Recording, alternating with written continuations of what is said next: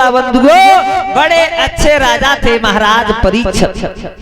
किसी भी चीज की घर में कमी नहीं थी, धन दौलत से भरपूर थे, लेकिन ध्यान रखना होता वही है जो किस्मत को मंजूर होता है। एक दिन की बात थी, महाराज परीक्षित सोच रहे हैं। श्रोता बंधुओं, पहले का ये नियम हुआ करता था, अगर कोई राजा है तो जब तक वो हिरण की सवारी, जब तक वो हिरण का शिकार नहीं कर लेता था, तब तक उससे ये नहीं पता चलता था कि अभी मेरे ऊपर बुढ़ापा है या जवानी है। पहले महाराज अगर बुढ़ापे का संकेत आता था तो सबसे पहले घोड़ा पे सवार होकर हिरण का पीछा करते थे, तब उन्हें पता चलता था अब मेरे ऊपर बुढ़ापा है, अब राजपाट को छोड़ देना चाहिए। एक दिन की बात थी, महाराज परीक्षित ने घोड़ा की सवारी करी और आगे के लिए बढ़ गए थे। जब आगे के लिए बढ़ गए तो ध्यान रखना, एक काला सूत्र एक गाय और बैल को पीटता हुआ आ रहा था। जिस समय पीटता हुआ आ रहा था, महाराज परीक्षित आगे के लिए बढ़ गए। देखा है तो श्रोता बंधुओं, बैल की 3 टांगें टूटी हुई थी, आज गैया को मार रहा है। महाराज परीक्षित आगे के लिए बढ़ गए। आवाज लगाई है, कौन है?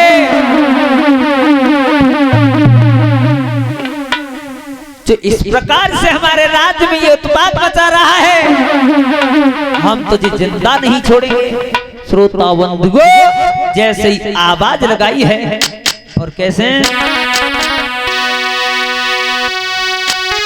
क्या समझ लिया इतनी जल्दी, और भारत का जमाना बीता है, रे मूर्ख तुझको पता नहीं भारत का अंश तो बीता है।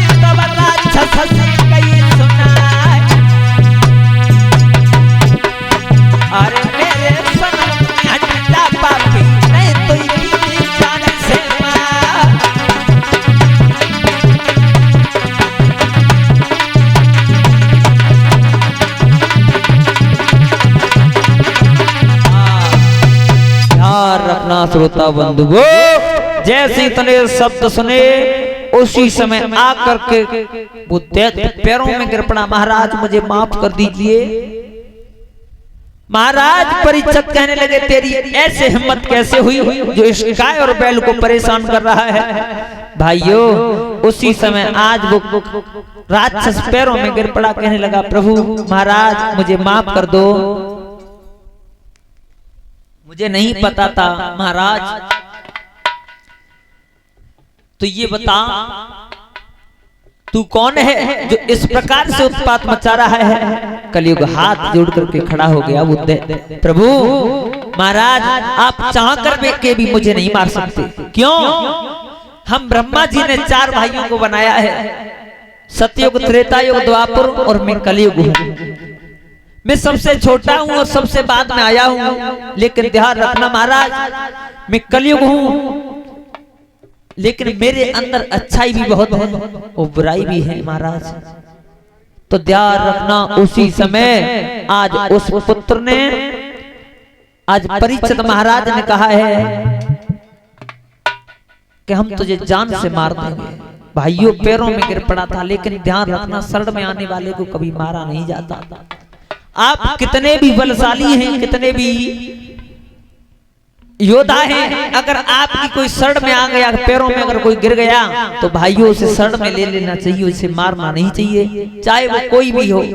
आज उसी समय महाराज परीक्षित ने उठाया है और कहा अच्छा कोई दिक्कत नहीं है, कोई बात नहीं है, अब तू ये बता हमारे राज्य में नहीं रहने देंगे तुझे, यहाँ से चला जा महाराज, मुझे कोई तो स्थान दो जहां मैं रह सकूं। तो भाइयों आज महाराज परीक्षित ने 4 स्थान दिए थे। कौन सा स्थान? कलयुग को महाराज परीक्षित ने 4 स्थान दिए थे जहां शराब बिकती है और पी जाती है, और जहां पर वेश्याएं रहती हैं, और जहां पर जुआ खेला जाता है।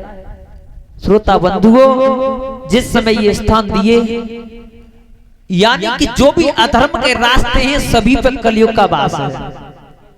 जो अधर्म के काम है महाराज, उन सभी कामों पर कलयुग का वास है।